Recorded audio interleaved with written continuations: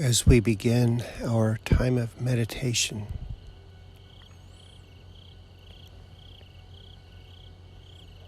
let us consider the four-dimensional kingdom of purity.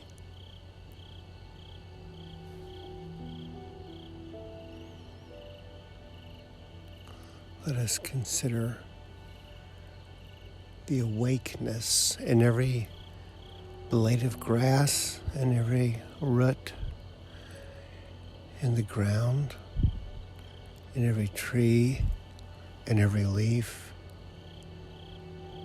in the soil that goes below each building and each house,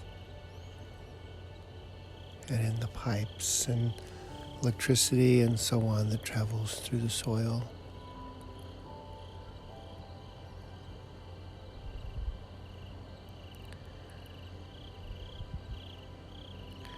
And let us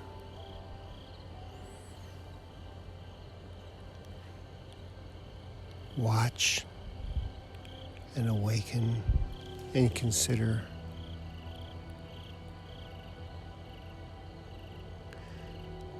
the collective knowledge of every thing, every identity, every piece of knowledge that is in the kingdom of purity. Let us, in this stillness,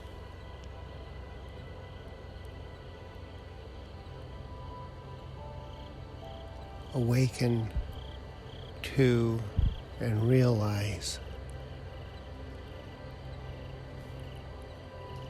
that the knowledge of everything is awake, is living. The knowledge of everything has a place. The knowledge of everything exists right here, right now, in the fourth dimension, in the dimension of purity, in the kingdom of purity. That the kingdom of purity is so vast that it spreads out in every direction for eternity. It spreads out so far that there is a place for all knowledge, and that all knowledge is in its place, and there is plenty of room for that knowledge.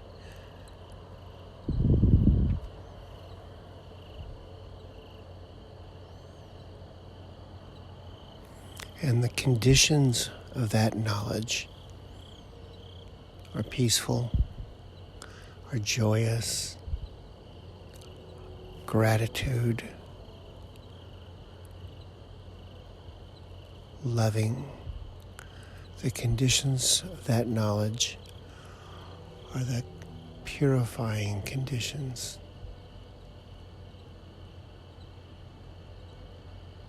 That all knowledge shares.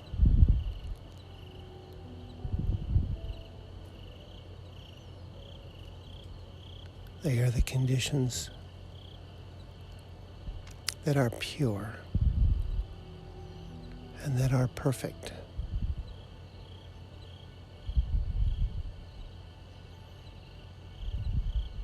And so those conditions are without conflict for a place to reside, without competing. Those conditions are open and free,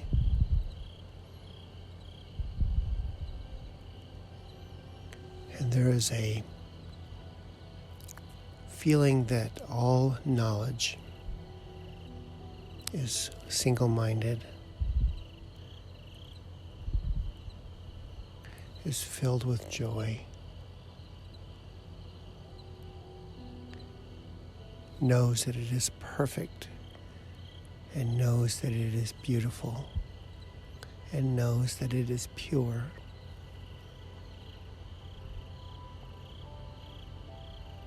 And no piece of knowledge carries with it a selfish or hidden agenda. every piece of knowledge fully opens itself for all to witness. Every piece of knowledge witnesses the knowledge of everything else all around.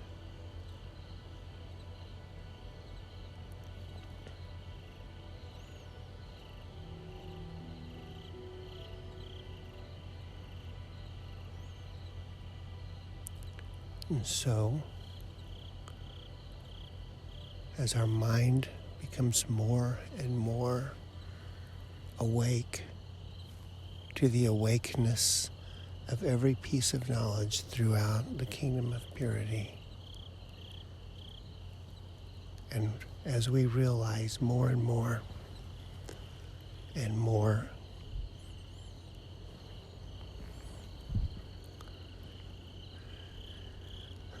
that every piece of knowledge has an awareness of all other knowledge,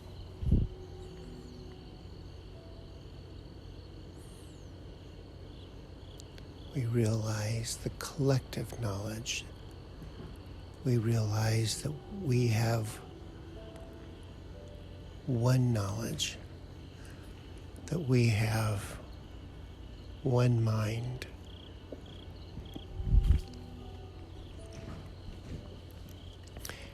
It is the mind of the kingdom of purity. It is the mind of the universe. It is the mind of purity. It is the mind of perfect knowledge. It is the mind of peace. It is the mind of unending happiness.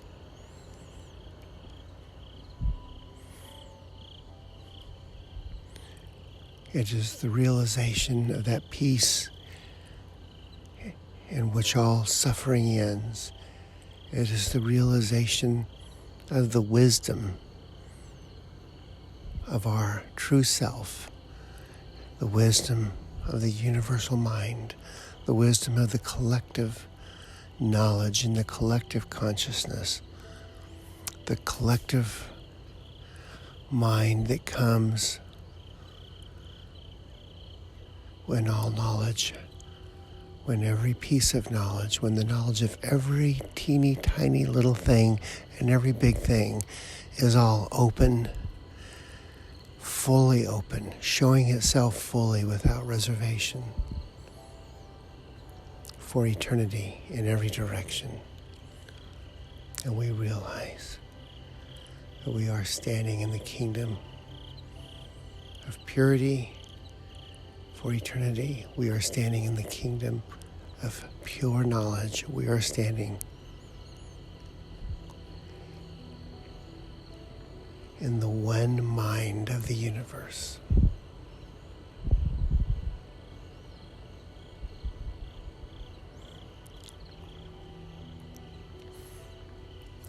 And as we allow ourselves to come more and more fully into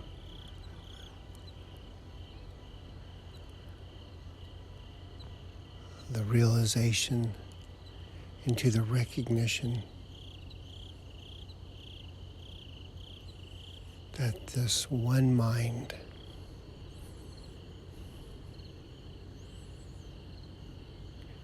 is the only mind, that it could be no other way because it covers every piece of eternity, every place of eternity. We realize that the obsessive conditions are temptations,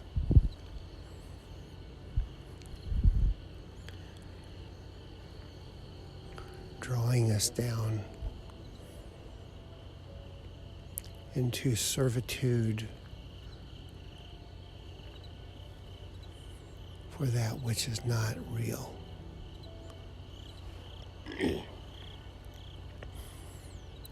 The great mind, the one mind, the real mind, the universal awareness, with its perfect and pure awakeness, perfect and pure detail.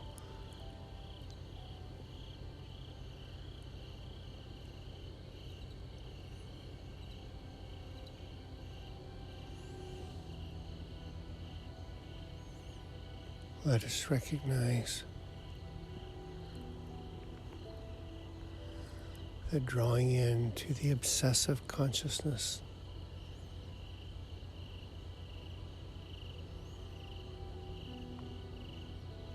is nothing more than a temptation that we have created ourselves by combining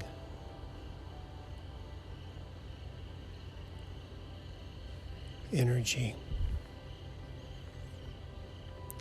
with thoughts of secrecy, with an idea that we are capable of having a secret. And if we love those secrets, if we love having a secret, that idea becomes attached to us, and the energy collapses, and we are trapped within the idea that we love a secret. And the idea of loving a secret is an idea that will only lead to death.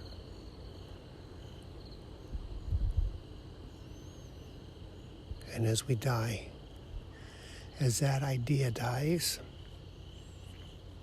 we are released back into the realization of the universal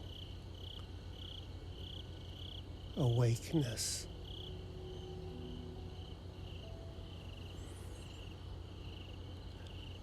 of every piece of knowledge all around us. And if we focus our attention on the conditions of that universal mind, that universal, pure, perfect knowledge, if we focus on those conditions of that pure and perfect knowledge, that is joy and gratitude and compassion of our fellow knowledge, love and kindness, and a sense of being on the same team as all the other knowledge.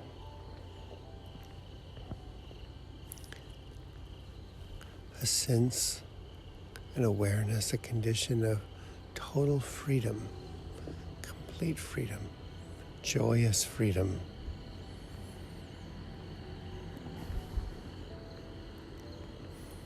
And as we allow that awareness, the conditions of the purity of the kingdom, that is the fourth dimension, that is all time, that is all space, that is all time, all future moments for eternity, that is all space, that is our landscape going in every direction for eternity.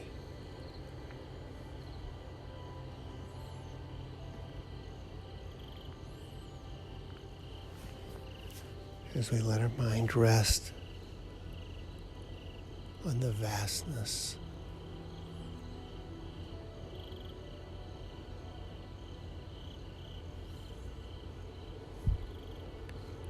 and the conditions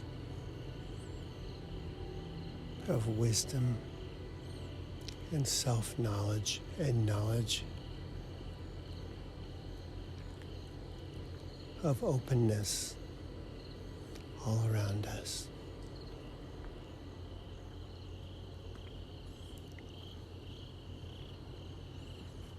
As we continue to let our attention rest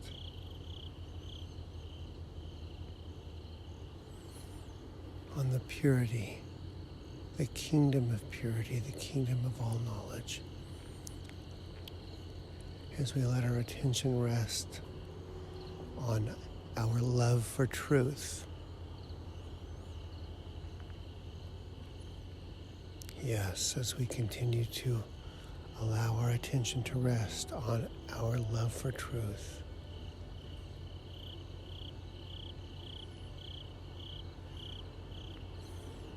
we are able to see that we had at one time allowed ourselves to be drawn into the obsession that was nothing more than a love of secrecy that does not exist.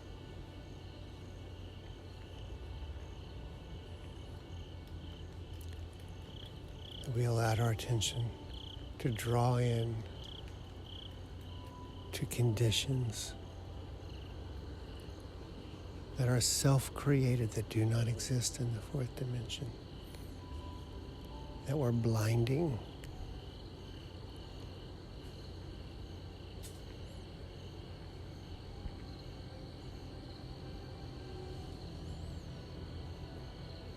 That were self-collapsing. And the cycle of obsession with secrecy, collapsing to death, awakening to the fourth dimensional condition of purity, but having created a habit of looking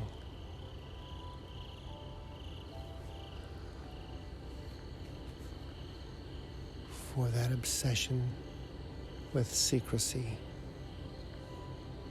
we again fall in, draw ourselves in to the blindness,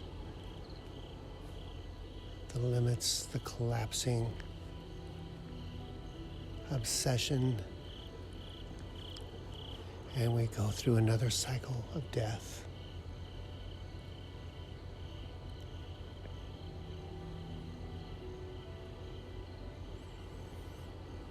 And when the death occurs, and we are again awakened to our four-dimensional condition of eternity, condition of purity,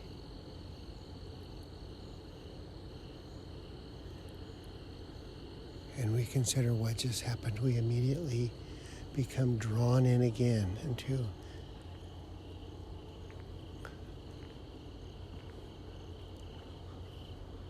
the memory of the love of secrecy,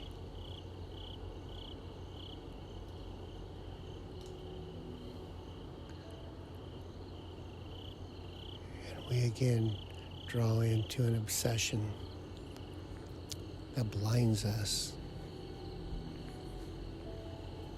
and that must end in death. And the cycle continues so long as every time we come out of it and we remember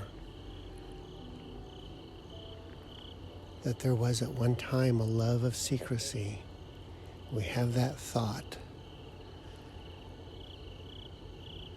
until we realize that that thought draws us right back in to a condition of blindness and obsessiveness.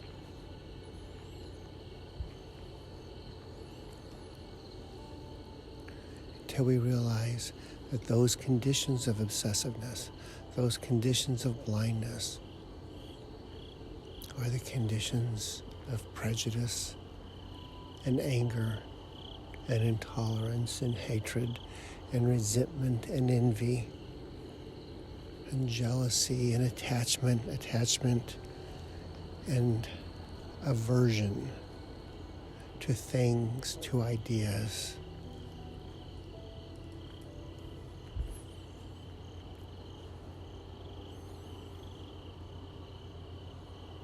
As long as we can see, when we are in that place of knowledge, the place of the common knowledge, the place of all of the knowledge, that over and over we have been drawn into a cocoon, a shell of obsession and blindness. Until we see that, until we see that that happens because of our memory, because of our thought and because of our love of secrecy, and that all we have to do is say, wait a minute, stop it. My love for secrecy will lead to death and blindness and all that is evil. And my love for truth, my love for truth will cause me to look around and to recognize and acknowledge all of the love in the four-dimensional kingdom of purity that stretches on for eternity, both eternity in future moments and eternity in this one moment, this one instant that stretches out in every direction. Eternity in time and eternity in space, filled with the knowledge of everything that has ever existed or that ever will exist, filled with purity, filled with sharing, filled with the condition of purity that is also the condition of love, filled with the condition of eternal purity and perfect purity that is also the condition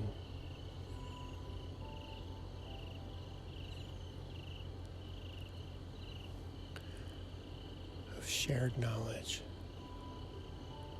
where every piece of knowledge openly shares itself fully and completely with the rest of the universe and receives the fellowship of the other knowledge, of all other knowledge, to the point that all knowledge, the collective knowledge, becomes, or rather is, the mind of the universe.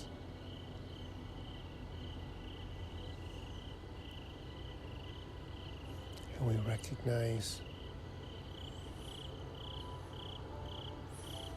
the two-dimensional conditions of obsession for what they are. They are the temptations of secrecy. They are, in fact, nothing more than the cycle of death that provide no happiness, that provide no joy, that provide no peace, that provide no freedom,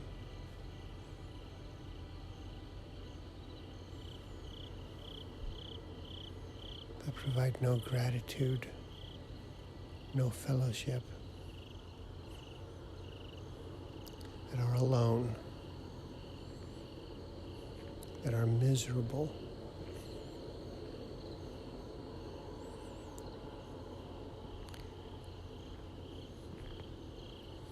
and we say to those thoughts of secrecy, we say to those thoughts of obsession,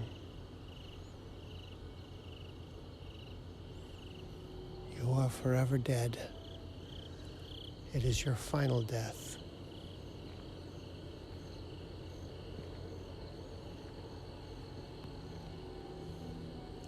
And the place that once held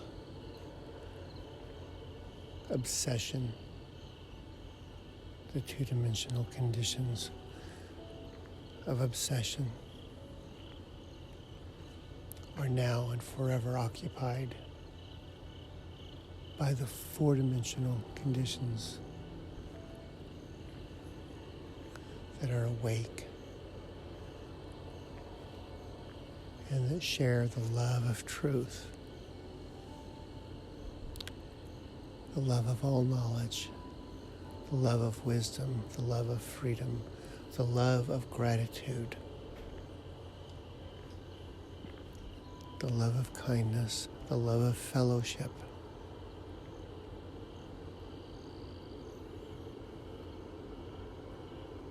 And as the four-dimensional kingdom of eternal purity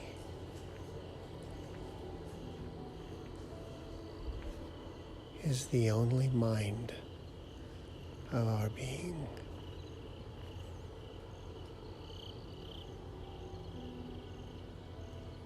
Rather than looking down to the collapsing fields of obsession, we look up and we see that the fifth dimension of light, the fifth dimension brings to us every good thought, every creation,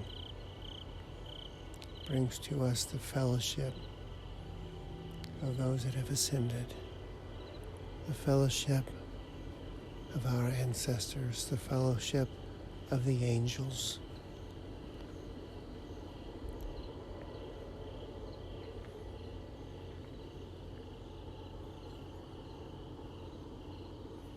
And as our mind, the mind of the universe, the mind of purity, the mind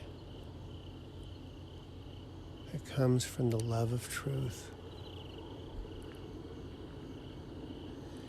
is the only mind of our being.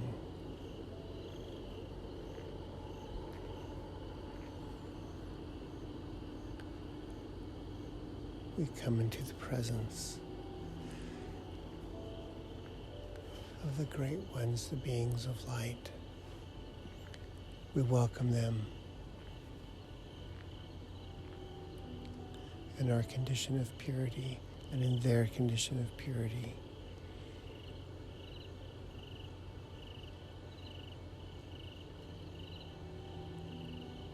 And we find our rightful place.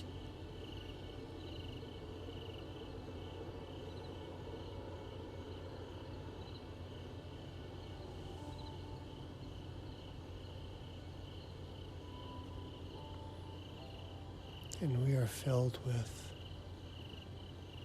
excitement. We are filled with love.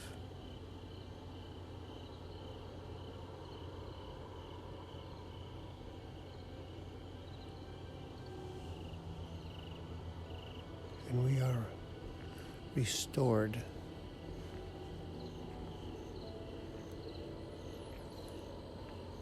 to the place that we called home.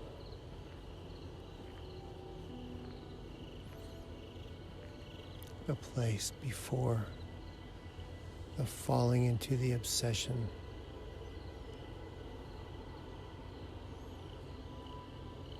entered our experience. That place of falling into obsession that is forever dead now. Forever dead. That has died for the last time. It is behind us. The obsessions have drawn down.